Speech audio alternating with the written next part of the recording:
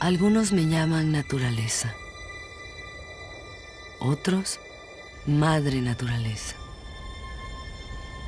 He estado aquí por más de 4.500 millones de años, 22.500 veces más que tú.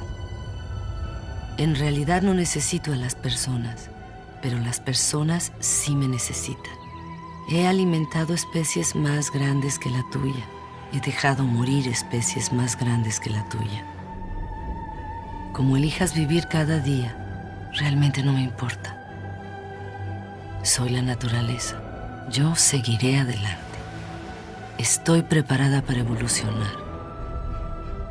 ¿Y tú?